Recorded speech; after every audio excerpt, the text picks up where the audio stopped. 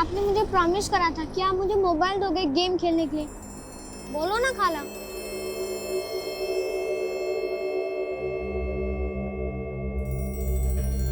रुस्तम, ले जाकर कुल्फी खाकर आ। नहीं, मुझे आइसक्रीम नहीं खानी, मेरे को अनिल के साथ क्रिकेट खेलने जाना है। रुस्तम, जैसा बोलती हूँ वैसा कर। जाकर आइसक्रीम खाकर आ, वरना मोबाइल नहीं मिलेगा गेम खेलने के लिए। ठीक है, जाता हूँ।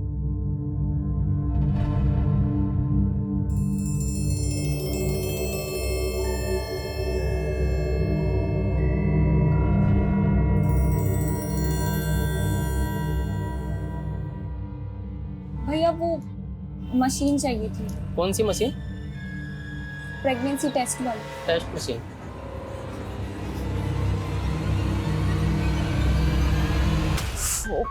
रुस्तम, ओए रुस्तम, कितनी बार कहा है मैंने तुझसे कि तू खाना खा के अपने बर्तन किचन में रखा कर। अम्मी डर गई ना? बिल्कुल भी नहीं, मैं तुझसे नहीं तेरे गंदे मार्क्स से डरती हूँ। अम्मी 500 रुपए दो ना। 500? पागल है क्या तू? अम्मी प्लीज ना, प्लीज। नहीं, बिल्कुल नहीं, सवाल ही नहीं उठता। तू पहले अच्छे मार्क्स लाके दिखा अपने एग्जाम्स में, फिर सोचेंगे। हाँ, आप इत्मीनान रखिए, मैं पहुंच जाऊंगा दिल्ली कल। हाँ, खुदा हाफिज। हाँ अब्बू हाँ बेटा। 500 रुपए दो ना, फुटबॉल खरीदनी है। अरे काम कर, 500 नहीं, तू 2 फुटबॉल लेना, ठीक है? थैंक यू अब्बू। क्या बात है। गुलनार, तू भी रख। जीजू मैं क्या करूंगी? अरे रख, दीदी के लिए बर्फ लेके आना, आजकल बहुत गर्म रहती है।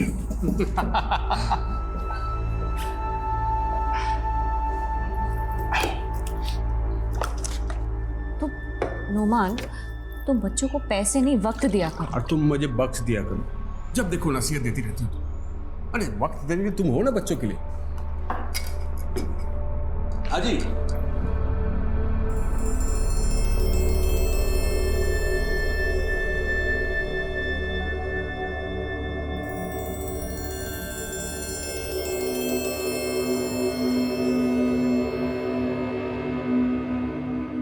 अम्मी 500 रुपए दो ना, जो अब्बू ने दिए थे।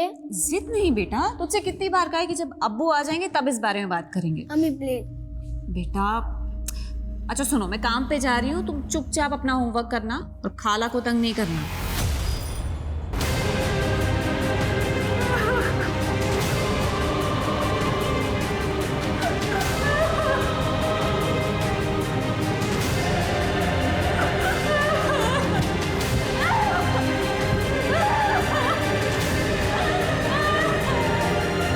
वैसे तुम्हारी खाला है किधर? गुलनार? हाँ अभी किधर है? मैं बाथरूम में हूँ। मैं काम पर जा रही हूँ, तुम ध्यान रखना। हाँ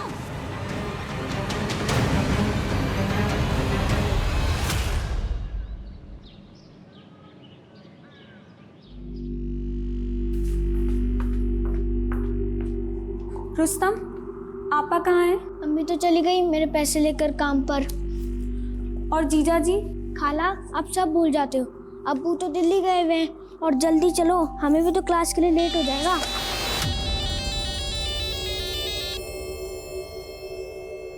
चलो।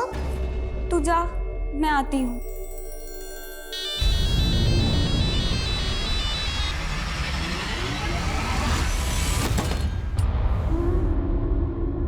Thank you uncle.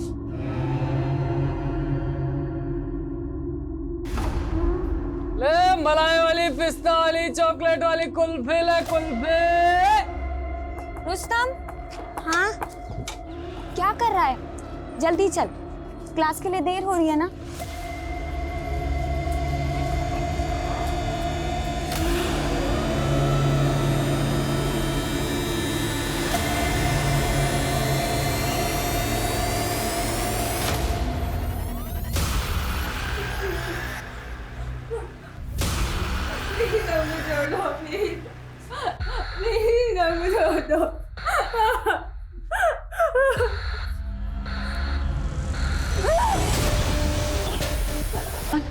गुलनार और रुस्तम घर पर नहीं है, पता नहीं कहाँ चले गए।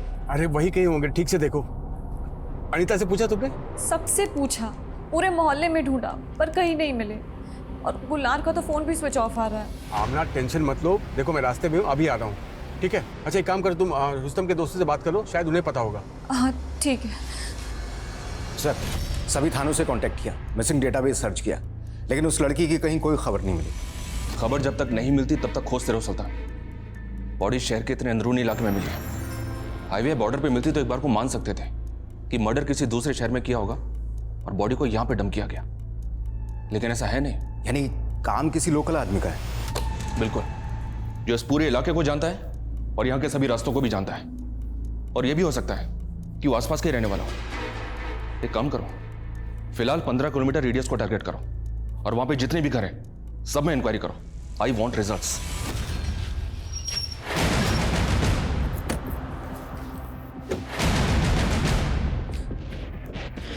नुमान, नुमान आमना, मिले बच्चे दोनों? नहीं मिले, सब जगह पूछ लिया, सब जगह देखा, कहीं नहीं मिले मुझे।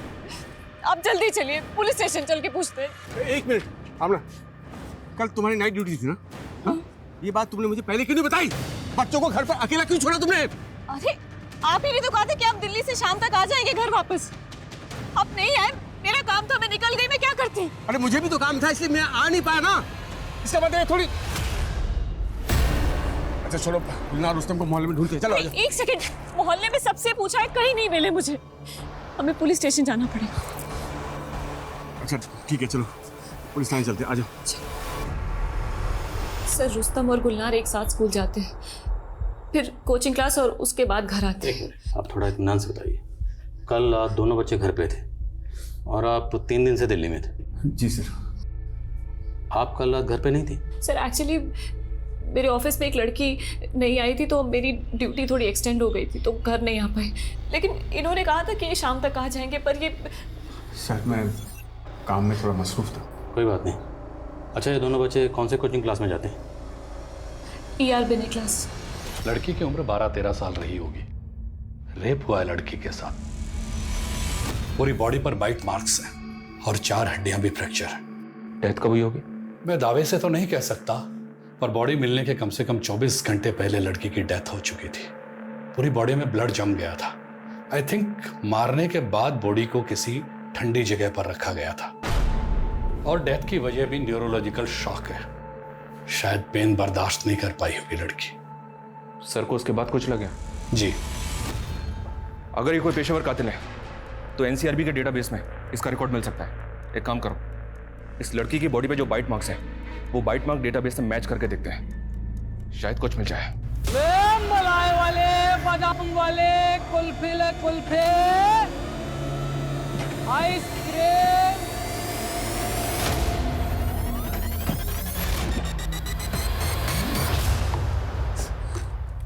आमना, अनीता ने खाना भेजा है, कुछ खा ले। नहीं खाना मुझे, और आपकी हलक से खाना कैसे उतरेगा? एक मिनट, आपने मुझसे कहा था ना कि आप शाम को जल्दी आ जाएंगे, लेकिन आप नहीं आए। आपको ना सिर्फ बातें बहलाना आता है और कुछ नहीं। तुम तो ऐसे कह रही हो जैसे मैं कहीं अय्याशी कर रहा था। अरे काम ही तो कर रहा था मैं, ताकि उनकी अच्छे से परवरिश हो सके, बस। परवरिश? पैसा कमाना और तोहफे देना परवरिश नहीं होती है। अरे बाप का फर्ज पैसे कमाने से बहुत ज्यादा होता है। ना, मुझे कोसने से कुछ नहीं होगा। अब मुझे भी उनकी फिक्र है। अगर तुम्हें जिम्मेदारी का एहसास होता ना, तुम उन्हें अकेला छोड़कर कभी नहीं जाती तुम। आप मुझे जिम्मेदारी मत सिखाएं। माँ बनने से पहले मैंने जिम्मेदारी निभाई है माँ बनने की। अरे मेरी गुलनार जब इतनी छोटी सी थी तो मेरी अम्मी उसको मेरी गोद में छोड़कर चल बसी थी। कितनी परेशानियों से पाला है मैंने गुलनार को, मैं ही जानती हूँ। तो क्या मैंने कभी फर्क किया है रुस्तम और गुलनार में? साली नहीं बल्कि हमेशा छोटी बहन माना है उसे। देखो, हम दोनों को एक दूसरे से बहुत शिकायत है, लेकिन ये वक्त नहीं है लड़ने का। इस वक्त हमें एक दूसरे का साथ देना होगा, बस। तुम समझ रही हो ना मैं क्या कह रहा हूँ? हमको एक दूसरे का साथ देना होगा हमें। सर, पूरा डेटाबेस सर्च किया, लेकिन बाइट मार्क्स किसी भी हिस्ट्री शीटर से मैच नहीं हुए। इतने दिन हो गए लेकिन विक्टिम की अभी तक हमें कोई इंफॉर्मेशन नहीं मिली है। सर, कातिल बहुत चालाक है। उसने पूरा ध्यान रखा है कि लड़की की पहचान ना होने पाए। ये देखो, इस जीन्स पे जो टैग लगा हुआ है वो किसी महंगे ब्रांड का लगता है। राइट सर, मैं आसपास की दुकानों में जो इस ब्रांड की जीन्स रखते हैं पूछताछ करता हूँ।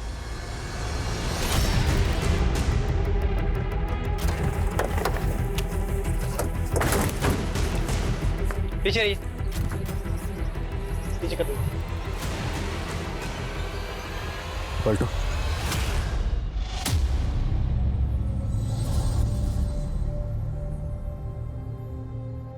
रुस्तम के साथ इसकी खाला भी थी गुलनार। आसपास चेक करो, शायद उनकी लाश भी यहीं कहीं है। सर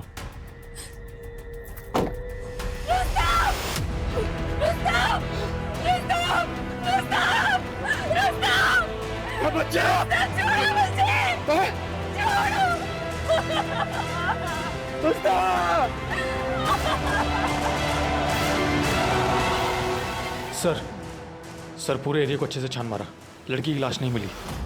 तो मतलब या तो गुलनार जिंदा है या फिर उसे मार कर उसकी लाश को कहीं और डंप किया गया। सर ये भी तो हो सकता है कि रुस्तम की मौत की वजह ही गुलनार हो। सर हो सकता है कि गुलनार किसी के बहकावे में आ गई हो, घर से भागने की कोशिश कर रही हो और रुस्तम ने देख लिया हो। वर्मा क्या बात कर रही? गुलनार महज 13 साल की। सर आजकल के बच्चे भी कुछ ज़्यादा ही जल्दी बड़े हो जाते हैं। ठीक है, गुलनार के बारे में मोहल्ले के लोगों से बात करो और रुस्तम के दोस्त और कोचिंग टीचर से ही बात करो। ये जगह रुस्तम के घर से तकरीबन 15 किलोमीटर दूर है। इतनी दूरी है कि यहाँ कैसे आया होगा? सर हो सकता है रुस्तम को मारने के बाद में कातिल ने इसे यहाँ लाकर छोड़ दिया होगा ताकि शिनाख्त ना हो सके। यहाँ आने जाने वाले रास्तों पर जितने भी सीसीटीवी हैं सबकी फुटेज खंगालो और चेक करो क्या कोई सस्पिशियस गाड़ी मिलती है या कोई ऐसा शख्स जिसके हाथ में इस तरह की बोरी है। सर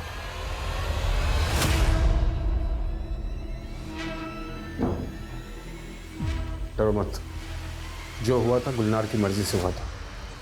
तुम्हारा नाम नहीं आएगा इसमें। अब दोबारा मुझे फ़ोन करने की कोशिश मत करना, ठीक है? रुस्तम की पोस्टमार्टम रिपोर्ट के मुताबिक रुस्तम का पहले रेप हुआ, खाला, अंकल खाला कहाँ है? फिर उसका गला काटा गया और रुस्तम की मौत ज़्यादा खून बहने की वजह से हुई। सर कोई एक बच्चे को इतनी बुरी तरह से टॉर्चर कैसे कर सकता है? ये किसी बीमार दिमाग का काम है। ये जो कोई भी है ना, उसे हमें जल्द से जल्द ढूंढना होगा। जी सर। गुलनार के call records? Sir call records आ गए लेकिन उनमें कुछ भी खास नहीं मिला है। सर गुलनार की अधिकतर बातें उसके दोस्तों से या परिवार से होती थी। लेकिन हाँ सर, गुलनार का फ़ोन 10 अगस्त को बंद हुआ था। 10 अगस्त, और उसकी मिसिंग रिपोर्ट लिखवाई गई 11 अगस्त को, और रुस्तम की बॉडी हमें मिली 12 अगस्त को। जी सर।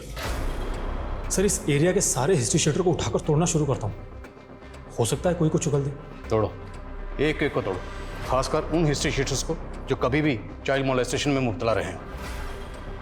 मिश्रा, हम कातिल बाहर ढूंढ रहे हैं, कहीं ऐसा तो नहीं कातिल कोई अंदर का ही है? लेकिन सर आमना और नोमान के बीच में हमें ऐसा कुछ भी नज़र नहीं आ रहा है। 5 साल पहले यूपी से आकर जयपुर में बस गए थे, बिजनेस भी अच्छा चल रहा था और फैमिली में भी कोई डिस्प्यूट नहीं है। मिश्रा, घर की 4 दीवारी के अंदर फैमिली में क्या चल रहा होता है, कभी कभी ये बाहर आने में देर हो जाती है, बहुत देर। और जहाँ तक गुलनार का सवाल है, सबका यही कहना है कि भले ही 13 साल की थी लेकिन बहुत समझदार थी। अगर इतनी समझदार थी तो वो कहीं भी अकेले क्यों जाएगी?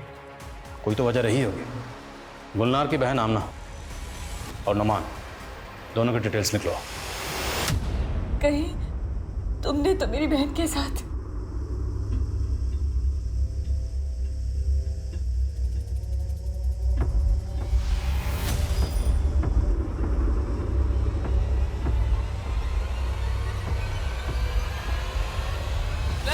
पिस्ता, चॉकलेट, बादाम, आइसक्रीम, कुल्फी। ए राजकुमारी, आइसक्रीम खाएगी?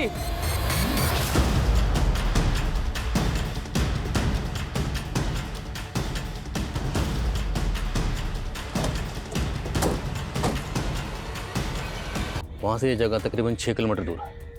इस 6 किलोमीटर के रेडियस में जितने भी सीसीटीवी हैं सबकी फुटेज खंगालो, 11 से 13 तारीख के बीच की। जी सर। और सर गुलनार के जीजा नोमान को भी इन्फॉर्म कर देता हूँ। इसकी बहन को भी कॉल करो। सर। गुलनार! गुलनार! मेरी बहन! गुलनार उठो! छोड़ो मुझे! गुलनार उठो! गुलनार! सर गुलनार की पोस्टमार्टम रिपोर्ट। सर रिपोर्ट के मुताबिक रुस्तम की तरह गुलनार के साथ भी रेप हुआ था और किसी तेज धार वाले हथियार से उसका गला काटा गया था। मगर सर गुलनार की बॉडी को फ्रिज में जमाया गया था डंप करने से पहले। गुलनार की मौत कब हुई थी? सर बॉडी मिलने से करीब 24 घंटे पहले, यानी 14 तारीख को। मतलब रुस्तम की मौत के 3 दिन बाद गुलनार को मारा गया? जी सर। और सर एक चौंकाने वाली बात सामने आई है, हाल ही में गुलनार का अबॉर्शन हुआ था। What? गुलनार का अबॉर्शन? महज 13 साल की बच्ची का अबॉर्शन? जी सर। और सर डॉक्टर का कहना है कि गुलनार के प्राइवेट पार्ट पर काफ़ी जख्म थे, जिसे देखकर लगता है कि काफ़ी लंबे समय से उसको सेक्सुअली एक्सप्लॉइट किया जा रहा था। अच्छा, महज 13 साल की बच्ची का अबॉर्शन हुआ, उसे सेक्सुअली एक्सप्लॉइट किया जा रहा था और उसे इतनी बेरहमी से मारा गया। ये घिनौनी हरकत कौन कर सकता है? उसकी बहन और जीजा से बात करनी होगी, शायद इन दोनों को कुछ पता हो। और इन दोनों के कॉल रिकॉर्ड्स भी निकला हो और चेक करो कि इन दोनों के कॉल रिकॉर्ड्स में किसी क्लिनिक का नंबर मिलता है। सर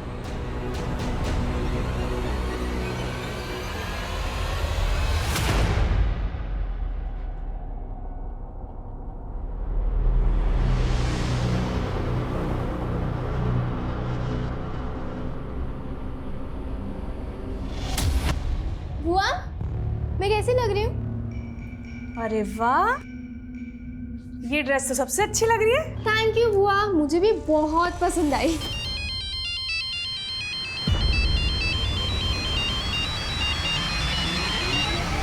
सर आमना और नोमान के कॉल रिकॉर्ड्स क्लीन है, लेकिन उनके घर में एक लैंडलाइन है और उससे रिदम नर्सिंग होम में करीब 3 बार कॉल किए गए थे। रिदम नर्सिंग होम, नाम सुना सुना लग रहा है। ये रिदम नर्सिंग होम तो वही है ना जो इलीगल अबॉर्शन के चलते सील हुआ था? जी सर। और सर पड़ोसियों से पूछताछ करने पर मालूम चला है कि आमना अक्सर वहाँ जाया करती है। गुलनार महज 13 साल की थी, इतनी छोटी बच्ची का अबॉर्शन। और इतनी छोटी बच्ची अबॉर्शन के लिए उस क्लिनिक में अकेली तो नहीं गई होगी, कोई ना कोई तो उसे ज़रूर लेकर गया होगा। उस क्लिनिक की पिछले 1 महीने की CCTV फुटेज खंगालो, लेट्स फाइंड आउट गुलनार वहाँ किसके साथ गई थी। तब तक नोमान और आमना से मिलते हैं। सर या अल्लाह, गुलनार ने अबॉर्शन करवाया था? जी हाँ, अबॉर्शन, और वो भी रिदम नर्सिंग होम में, उसी नर्सिंग होम में जहाँ पर आप अक्सर चेकअप के लिए जाया करती। सच सच बताइए, गुलनार को अबॉर्शन के लिए आप ही लेकर गई थी? जी नहीं सर, मुझे तो पता ही नहीं था कि गुलनार पेट से थी। गुलनार, मैं निकल रही हूँ। हाँ, क्या हुआ? आपका वो पीरियड्स। कोई बात नहीं, तुम अपना ध्यान रखना। हाँ, मैं जल्दी आ जाऊंगी। यानी वो अबॉर्शन का पेन था। इतनी बड़ी बात गुलनार ने मुझसे छुपाई। क्या गुलनार की जिंदगी में कोई लड़का था? कोई करीबी दोस्त? नहीं सर, मेरे लिए तो गुलनार एक छोटी सी बच्ची थी, लेकिन मुझे नहीं पता था कि वो ये इस आप? हाँ? आप भी इस बारे में कुछ नहीं जानते? नहीं नहीं सर, मुझे तो अभी तक यकीन नहीं हो रहा सर ये सब। और गुलनार ने अपनी बहन तक को ये सब चीज़ नहीं बताया तो मुझे कैसे पता थी सर? सलाम साहब, एक पक्की खबर हाथ लगी है। प्रकाश नाम का एक आदमी है जो दुबई रहता है। उसकी बेटी अनुष्का यहाँ अपनी बुआ इंदू के साथ रहती है, लेकिन 9 अगस्त के बाद से अनुष्का अपने स्कूल नहीं गई। और उसकी बुआ ने अपने पड़ोसियों को यह बता रखा है कि वो अपने मामा के यहाँ गई। लेकिन सर चौंकाने वाली बात यह है कि अनुष्का की माँ का कोई भाई नहीं था, तो ये मामा कहाँ से आया? तेरा मतलब है कि अनुष्का ही वो लड़की है जिसको हम इतने दिनों से ढूंढ रहे हैं? पूरे चांस है सर, उम्र कदकाठी के हिसाब से वो अनुष्का ही होनी चाहिए। और सर अनुष्का का जो फादर है प्रकाश, वो भी जयपुर ही आ रहा है। और कोई इन्फॉर्मेशन हाथ तक की तो बताना, तब तक नजर आए इंदू बुआ से मिलते हैं। सलाम सर।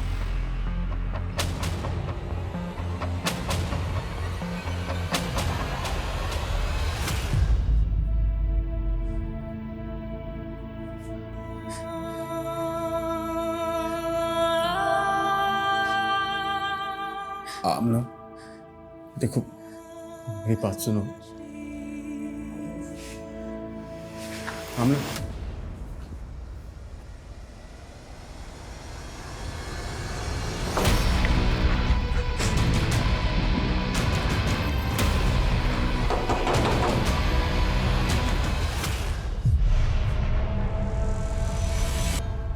रुस्तम और गुलनार के साथ जो हुआ उसके लिए सच बताना विजय, जिस दिन रुस्तम और गुलनार गायब हुए थे उस दिन तुमने अपने काम से छुट्टी ली थी ना?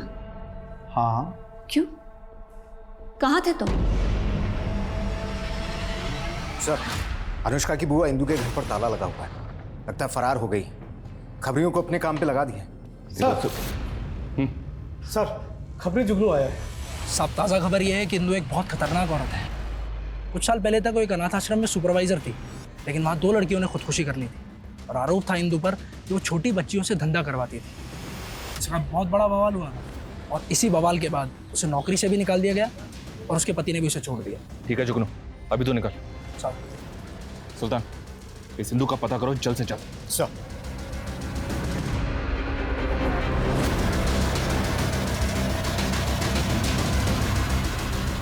सर, वो प्रकाश दुबई से आ गया। ठीक है, उससे बॉडी की शिनाख्त करवाओ। सर।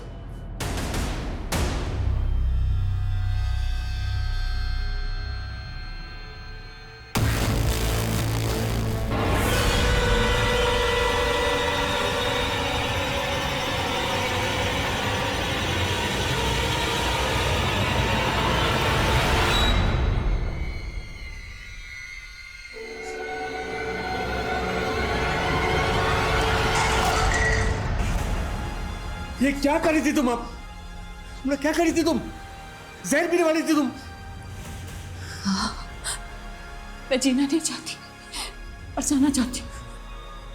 ये अकेला घर मुझे काटने को दौड़ता है। रोज मर रही हूँ मैं। एक बार मर जाने दो। देखो ऐसा मत करो आमना। तुम्हें सोचा मेरा क्या होगा? हाँ? मैं कैसे काटूंगा ऐसे अकेले पड़ की जिंदगी? तो आप भी चलिए ना, हम सब साथ में रहेंगे खुशी खुशी, और एक दूसरे के लिए बहुत समय होगा देने के लिए। बस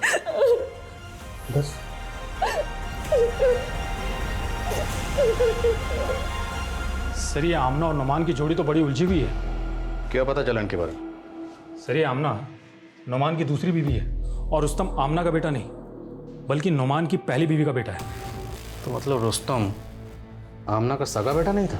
नहीं सर, और सर पता चला है कि आमना का अपने पड़ोसी विजय के साथ में अफेयर चल रहा है। और सर ये नुमान भी कोई दूध का धुला हुआ नहीं है। गुलनार और रुस्तम के गायब होने के 2 दिन पहले ये नुमान गुलनार को अपनी गाड़ी में बिठाकर कहीं लेकर गया था। और इस नुमान ने हमें बताया था कि वो 3 दिन से दिल्ली में था और उसकी बीवी का यहाँ अफेयर चल रहा था अपने पड़ोसी से। इन दोनों ने हमें झूठ के झूले बहुत झुला ली। अब इन्हें सच के घूंट हम पिलाएंगे। उठाओ दोनों मियां बीवी को। सर।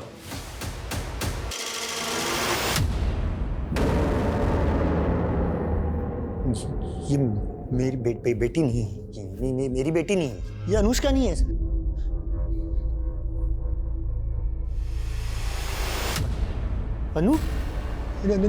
अनुष्का, अनुष्का, ये मेरी बेटी है सर। ये मेरी बेटी है अनुष्का। अनुष्का की माँ हमें 3 साल पहले छोड़कर चली गई थी। फिर मैंने अकेले नहीं उसे पाला। मुझे दुबई जाने का मौका मिला तो मैं अपनी बहन इंदु के पास उसे छोड़ दी, लेकिन मुझे क्या पता था कि मेरी बच्ची के साथ ऐसा होगा। प्रकाश जी, आपका दुख हम समझ सकते हैं, पर आपको कोई अंदाजा है कि आपकी बहन कहाँ जा सकती है? नहीं पता सर, मुझे कुछ पता नहीं। गुलनार का ऑपरेशन किसने करवाया था हमें पता चल चुका। क्यों जीजा जी, आप खुद बताएंगे या पहले आपको थोड़ी बिरयानी खिलवाऊं? वो उस दिन जब मैं ऑफिस से लौटा तो देखा। अरे गुलनार, मैं क्या बोल रहा था? मैं गुलनार, क्या हुआ बेटा? तू रो क्यों रही है? देख, भाई मानती है ना मुझे तू? हाँ?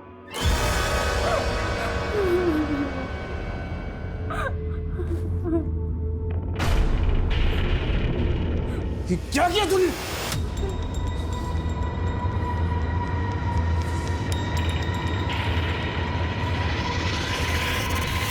कौन है वो?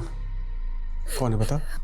आपा को मत बताना, वरना वो अपनी जान ले लेगी। आप मेरी मदद करोगे ना जीजू? मैं एक डॉक्टर को जानता था।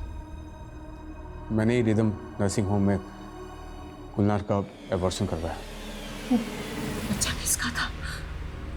बोलो ना अमन। आमना, मैंने गुलनार से बहुत पूछा लेकिन वो अपनी जिद पे अड़ी थी, कुछ नहीं बताई मुझे। मुझे नाम बता। मैं उसका नाम नहीं बता सकती, और अगर अगली बार आपने मुझे उसका नाम पूछा तो मैं अपनी जान दे दूंगी। क्या करता मैं? डॉक्टर ने मना किया था गुलनार पे दबाव डालने से। गुलनार मेरी छोटी बहन, अरे बच्ची जैसा पाला था उसे, उसने मुझसे इतनी बड़ी बात छिपाई। गुलनार को दोष मत दो, दोष तुम्हारा है। तुम्हारी हरकतों की वजह से वो तुम पर कभी भरोसा कर ही नहीं पाई। मतलब ये कि उसे पता था तुम मेरे पीठ पीछे क्या कर रही हो। कहना क्या चाह रहे हो? यही कि गुलनार को तुम्हारे और विजय के बारे में सब कुछ पता था। सर, आमना एक अच्छी माँ है, इसलिए अपने बच्चे के फ्यूचर के लिए मैं सब कुछ चुपचाप सहता रहा। आमना जी, देखिए, आपके घरेलू मसले में या आपकी निजी जिंदगी में दखल देने का या कोई सवाल पूछने का हमारा कोई हक नहीं, पर हमारा पूरा शक विजय पर है, क्योंकि विजय पर पहले भी एक लड़की को मोलेस्ट करने के चार्जेस लग चुके। तो इसलिए साफ साफ बताइए, क्या विजय का आपके घर पर आना जाना था? क्या वो गुलनार से मिलता जुलता था? अरे गुलनार, तुम तो दिन ब दिन टमाटर की तरह लाल होती जा रही हो। आपा, मैं पढ़ने जा रही हूँ। दिल लगाकर पढ़ाई करना गुलनार। शक तो मुझे तब भी हुआ था सर। वो अक्सर हंसी मजाक किया करता था गुलनार के साथ, एक दो बार तो घुमाने भी ले गया। कहीं विजय ने तो गुलनार और रुस्तम को नहीं मार दिया? एक डिसफंक्शनल परिवार में पल रहे बच्चों पर घर के तंग माहौल का यकीनन बुरा प्रभाव पड़ता है। जब उचित माहौल नहीं मिलता तो बच्चे अपने मनोभाव, अपनी संवेदनाएं आसानी से व्यक्त नहीं कर पाते हैं। वे मन ही मन उलझ कर रह जाते हैं। अक्सर इस उधेड़-बुन से जूझ रहे बच्चे एक सहारा खोजते हैं, कोई जो उन्हें सुने, उन्हें थामे। जब अपनों से यह सहारा नहीं मिलता तब वो अपने आसपास नजरें दौड़ाते हैं और यहीं धोखा खा बैठते हैं। मासूम नजरें शातिर दिमाग नहीं पढ़ पाते और नतीजा अक्सर तबाही होता है। सर, लगता है विजय अंडरग्राउंड हो गया। खबरों में बोला उसका पता लगाने के लिए। और सर, ये भी पता चला है कि गुलनार जिस कोचिंग क्लास में जाती थी वहाँ का टीचर विनय भी कुछ दिनों से गायब है और पड़ोसियों को भी इसके बारे में कुछ पता नहीं है। मतलब चोर की दाढ़ी में तिनका? जी सर। सर, विनय की कुंडली निकाली तो पता चला है कि उस पर भी मॉलेस्टेशन के चार्ज लग चुके हैं पहले। पता लगाओ ये विनय कहाँ गायब है। मुझे ये विनय जल्द से जल्द किसी भी हालत में चाहिए। अब इस केस में हम गोल गोल बहुत घूम ली, अब इस केस को सही रुख देने का वक्त आ गया है। सर एक बात और। सर, उनके घर से काफ़ी दूर मिली थी। सवाल यह है क्या बच्चे अपनी मर्जी से वहाँ पर गए थे? क्योंकि ज़बरदस्ती हुई होती तो किसी का तो ध्यान जाता। हो सकता है किसी का ध्यान गया हो और वो सामने ना आया हो। एक काम करो, दोनों बच्चों की तस्वीरें लोकल न्यूज़पेपर में दो। लेट्स सी क्या सामने आता है। सर। अरे मेरी राजकुमारी, बता आज कौन सी आइसक्रीम चाहिए? पिस्ता, वनीला, चॉकलेट? ठहर जा, तेरे लिए स्पेशल है और वो भी बिल्कुल मुफ्त। ये आइसक्रीम वाले सुनो, तेरी रुक।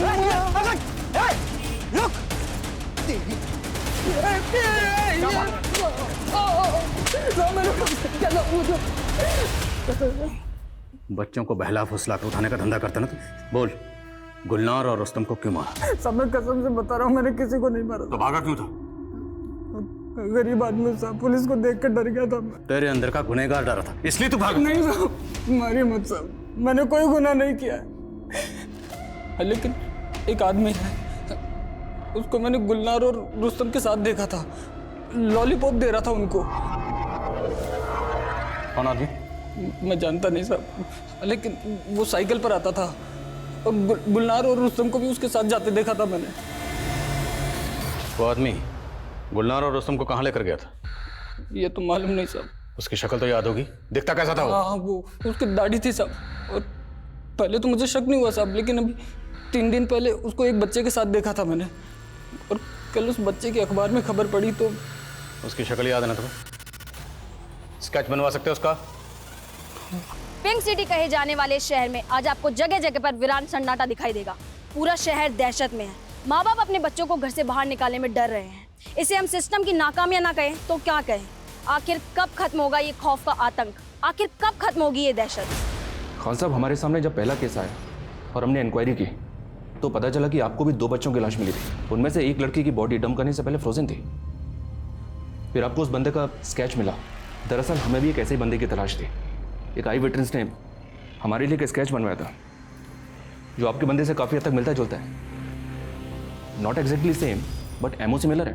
कल से हमें 8-10 पुलिस स्टेशन कॉन्टैक्ट कर चुके हैं और सबको ऐसे किसी बंदे की तलाश है। पिछले 4 महीने में इस एरिया से 18 बच्चे गायब हुए। 3 बच्चे स्कूल के बाहर से और 4 बच्चे पार्क में खेलते वक्त और बाकी सभी बिल्डिंग के कंपाउंड से। हालांकि ये सारे स्केचेस आपस में पूरी तरह से तो नहीं मिलते, पर फिर भी सिमिलरिटीज़ हैं। किसी में आंखें सेम हैं, किसी में नाक और किसी में दाढ़ी। राइट, बट स्टिल सारे केसेस में मोडस ऑपरेंडी सेम है। दादू, मैं मम्मी से बात नहीं करूंगा।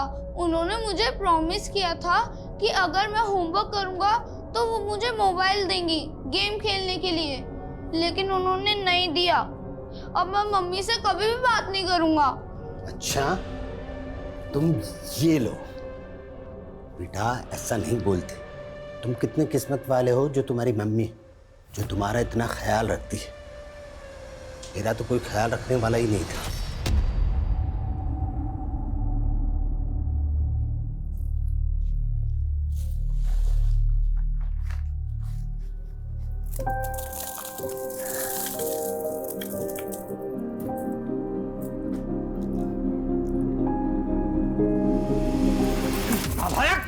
क्या किया तूने? हाँ, सारे कपड़े गंदे कर दिए। अब क्या तेरी मरी हुई माँ आएगी कपड़े धोने के लिए? खुद तो मर गई और तुझे छोड़ गई मुझे रोने के लिए। चल कपड़े धो। बेटा इसीलिए कहता हूँ, मम्मी से कितना भी झगड़ा कर लो लेकिन मम्मी से दूर मत जाना। दादू, ये चोट कैसे लगी? अरे छोड़ ना, ऐसी बहुत सी चोटें खाई है। तेरे नाना की मार से तंग आकर मैं घर छोड़कर भाग गया था और पटाखे की फैक्ट्री में काम करने लगा था। आपको पटाखे बनाने आते हैं?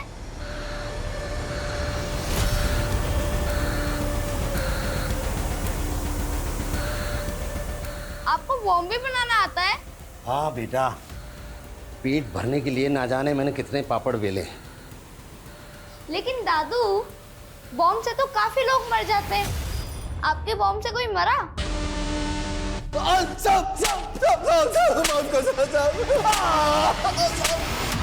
अरे नहीं बेटा, मेरे बॉम्ब से कोई नहीं मरा। अगर मेरे बॉम्ब से कोई मरता तो मैं जेल में होता।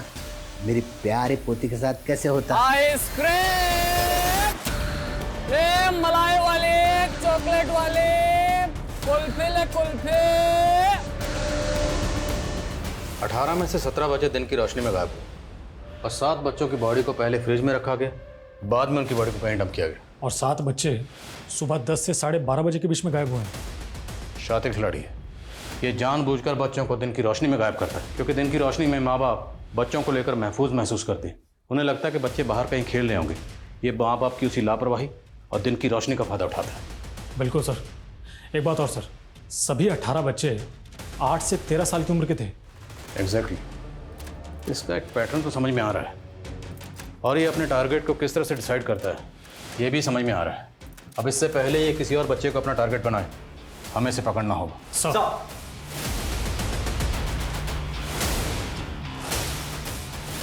ये लो बेटा। नहीं, मम्मी ने मना किया है। बहुत समझदार बच्चा है और किस्मत वाला भी। सर, एनसीआरबी के डाटाबेस में दिलकुश सिंह नाम के आदमी का प्रोफाइल मिला है। सर, ये दिलकुश 4 साल पहले एक रेप केस में अरेस्ट हुआ था और रिकॉर्ड के मुताबिक अभी भी जेल में है। पर इसका हमारे कैसे क्या ताल्लुक? सर, डेंटल रिकॉर्ड के मुताबिक अनुष्का की बॉडी पर मिले बाइट मार्क्स मैच हो रहे हैं। पर अभी तो तुमने कहा कि ये 4 साल से जेल में बंद है। हाँ सर। फिर ये कैसे मुमकिन है?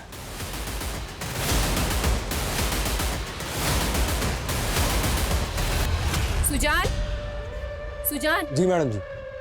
ये मेरे कपड़े हैं, जाओ जाकर छत पे सुखा दो। मैडम जी, मैं साहब का मुलाजिम हूँ और दफ्तर का काम करने का हुक्म है मुझे। ये घर के काम मैं नहीं करने वाला और मैं कोई आपके दहेज में आया हुआ नौकर नहीं हूँ जो आप ये सारे काम करवा रहे हो मुझसे। कैसी गंदी जबान है तेरी, छोड़ूंगी नहीं तुझे, कंप्लेन करूंगी तेरी। अभी बताती हूँ आपको। जिसको बताना उसको बता दीजिए, मैं किसी से डरने वाला नहीं हूँ और ये घर के काम मैं नहीं करने वाला। राम राम। दादू मतलब आपने नौकरी छोड़ दी? जो काम मुझे पसंद नहीं वो काम मैं नहीं करता। मुझे भी लौकी की सब्जी पसंद नहीं, मैं भी नहीं खाता। लौकी की सब्जी तो मुझे भी नहीं पसंद। एक काम करते हैं, मेरे साथ चलोगे? मेरे पास रेनबो कैंडी है। Rainbow candy? 7 कलर्स वाली? खाओगे? तो चलो मेरे साथ। सर दिलकुश तो 2 साल पहले जेल से छूट गया था क्योंकि उसके खिलाफ कोई ठोस सबूत नहीं मिले थे। फिर वो वाइट मार्क्स? सर दिलकुश के वकील ने यह दलील दी थी कि पुलिस ने उसे जबरदस्ती फंसाने के लिए डेड बॉडी पर बाइट करने के लिए मजबूर किया था। लेकिन सर दिलकुश के रिकॉर्ड से उसके घर का एड्रेस मिल गया। वो मेघनगर में ही रहता है।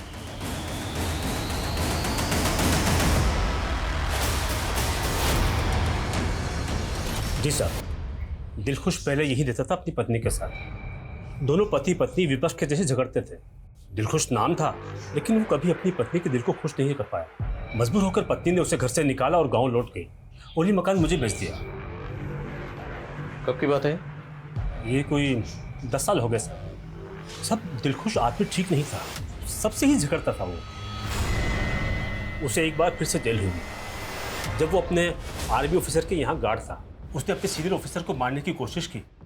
उस पागल ने अपने ऑफिसर और उसकी बीवी को बम दे मारा। निशा, हमारे पास कुछ स्केचेस हैं, आप इन स्केचेस को गौर से देखिए और याद करिए, क्या दिलखुश की शक्ल इनमें से किसी से मिलती? हाँ, कुछ कुछ ऐसा ही था और आंखें तो बिल्कुल ऐसी ही हैं।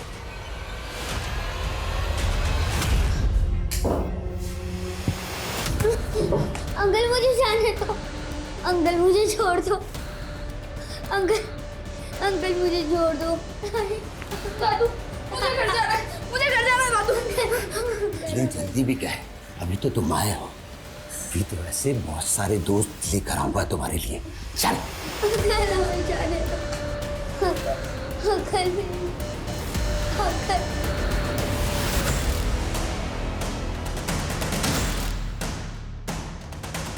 रुक। हाँ क्या हुआ साहब? सवाल बाद में करना। क्या है इसमें? कुछ नहीं है साहब।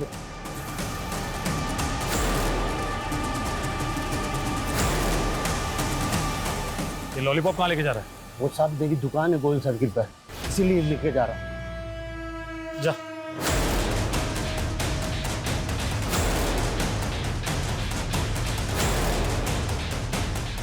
हेलो, कोई चौक पे शॉप? सब मैंने पता किया, कोई चौक पे तो कोई दुकान ही नहीं है। पकड़ो उसे, चलो फिर रुक।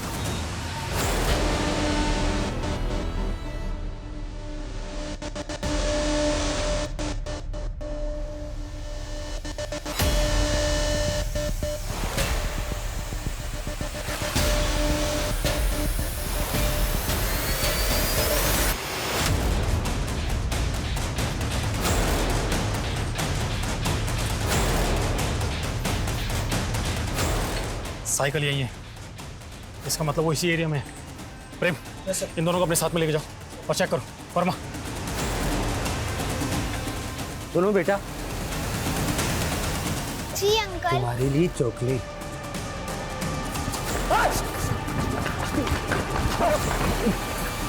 लेके चलो इसे। ये गलती मत करना। अगर मुझे मारा तो मेरे मुंह पर हमेशा के लिए ताला लग जाएगा। सच क्या है कभी भी नहीं जान पाओगे।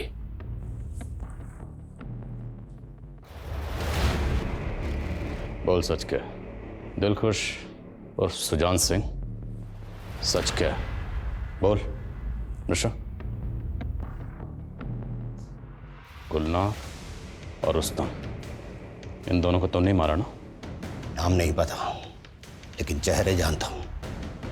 हाँ, मैंने ही मारा है। क्यों मारा? मजे आते हैं। बच्चों को लॉलीपॉप दिखाकर उन्हें ललचाता हूं, फिर उन्हें उठा लेता हूं और फिर उन्हें मार देता हूं। खाला मुझे चॉकलेट खानी है। नहीं रुस्तम, अभी लेट हो रहा है, तू घर हाँ चल। प्लीज। सुनो बच्चों, ये लो। Thank you uncle. नहीं चाहिए। बच्चों तुम लोगों को मालूम, मेरे पास एक बोलने वाला तोता है जो तुम्हारे सारे सवालों का जवाब देगा। चलो ना तोता देखने चलते हैं। नहीं रुस्तम, हमें लेट हो रहा है। अरे थोड़ी देर की तो बात है। खाला प्लीज ना, चलते हैं ना खाला प्लीज। अच्छा ठीक है। ये हुई ना बात, चलो। लड़के को तो उसी दिन मार दिया था, लेकिन लड़की ज्यादा उछल रही थी, भागने की कोशिश कर रही थी, इसीलिए उसे सजा देने के लिए 3 दिन तक जिंदा रखा और 3 दिन तक खूब नोचा और फिर उसे मारकर फेंक दिया। अनुष्का को भी तो नहीं मारा? वो मेरी गलती थी, लेकिन मुझे बाद में पता चला कि वो लोकल बिजनेसमैन की बेटी है, किसी प्रवासी की नहीं। क्यों? प्रवासियों से तुम्हें क्या प्रॉब्लम है? उन्होंने तेरा क्या बिगाड़ा? उन्होंने मेरे साथ बुरा किया है, बहुत बुरा, मुझे सताया, इसीलिए अब मैं उन्हें सता रहा हूं। साफ साफ बोल, क्या हुआ था? 6 साल पहले मैंने किसी बच्चे को उठाया और उसका रेप किया। मैं वहां से भागने वाला था, तभी उन मजदूरों ने मुझे पकड़ लिया, मुझे बहुत पीटा और पुलिस के हवाले कर दिया। मासूम बच्चों को मार कर तुमने इतने सारे बच्चों को मारा, क्या तुम्हें कभी किसी पर तरस नहीं आया? हाँ, कुछ बच्चों पर रहम आया था। सोचा था कि उन्हें नहीं मारूंगा, हमेशा अपने पास ही रखूंगा, लेकिन वो कुछ दिनों बाद ही घर जाने की जिद करते। मेरे पास कोई चारा ही नहीं था सिवाय उन्हें सुला देने के। इस बात की तसल्ली है कि हमने नवेंदु और बच्ची निशा को बचा लिया था। गुलनार का रेप उसके टीचर विनय ने किया था, जो डरा धमका कर गुलनार का फायदा उठा रहा था। उसे हमने अरेस्ट कर लिया था, पर जिन बच्चों की जान हम नहीं बचा पाए, उनकी जान ना बचा पाने का अफसोस है और जिंदगी भर रहेगा। सुजान सिंह गिरफ्तार तो हो गया, लेकिन जो दहशत का माहौल उसने बनाया था, उसका असर एक लंबे समय तक उस इलाके के लोगों पर रहा। माँ बाप अपने बच्चों को घर से बाहर निकलने देने में हिचकिचाते थे, और दूसरी तरफ सुजान सिंह को ना तो अपने किए का कोई मलाल था और ना ही अपने अंजाम की कोई परवाह। 23 मासूम बच्चों को निर्दयता से मारने वाला यह शख्स देखने में एक साधारण आम आदमी जैसा था। कोई कभी सोच भी नहीं सकता था कि इस इंसान के भीतर इतनी हिंसा, इतनी नफरत भरी हुई है। हर अपराध की जड़ में एक विकृत मानसिकता होती है, एक कुंठा होती है। अगर हम अपने चारों तरफ देखें तो पाएंगे कि कोई ना कोई एक व्यक्ति विशेष या एक किसी खास समुदाय के लिए कुंठा से ग्रसित है, और जब यही कुंठा हमारे विवेक पर हावी हो जाती है तो हिंसा के रूप में हमारे सामने आती है। अगर वक्त रहते सुजान की इस नफरत की दस्तक को किसी ने सुन लिया होता तो संभवतः मैं यहां आपको इस केस के बारे में बताने के लिए खड़ा होता ही नहीं। सुजान ने एक बार नहीं, अनेक बार दस्तक दी थी, मगर किसी ने इसके भयावह परिणाम को समझा ही नहीं। एक दस्तक नोमान को भी मिली थी, मगर नोमान को जब 13 साल की लड़की के गर्भ धारण करने की बात पता चली तो उसने पुलिस के पास जाने की जगह अपनी मान मर्यादा को ऊपर रखते हुए इस बात को दबाने का प्रयास किया। अगर वक्त रहते वो आमना से बात करता तो शायद आज गुलनार और रुस्तम जिंदा होते। सुजान सिंह पर आईपीसी की धारा 302 के तहत कत्ल और धारा 363 के तहत अपहरण का मामला दर्ज किया गया। साथ ही की धारा 3 और 4 के अंतर्गत बलात्कार और उत्पीड़न के चार्ज भी लगाए गए और उसे उम्र कैद की सजा भी सुनाई गई। इस केस से हम सभी को एक सबक लेने की जरूरत है। हमारे बच्चे घर के भीतर हों या बाहर, माँ बाप को हर वक्त सतर्क रहना चाहिए। बच्चों में अनजान लोगों से दूरी बनाए रखने की समझ विकसित करना बहुत जरूरी है। साथ ही उन्हें गुड टच और बैड टच से अवगत कराना भी आवश्यक है, क्योंकि ऐसे दुष्कृत्य सिर्फ अनजान लोगों के द्वारा ही नहीं किए जाते, कभी कभी कुछ अपने जाने पहचाने लोगों के द्वारा भी किए जाते हैं।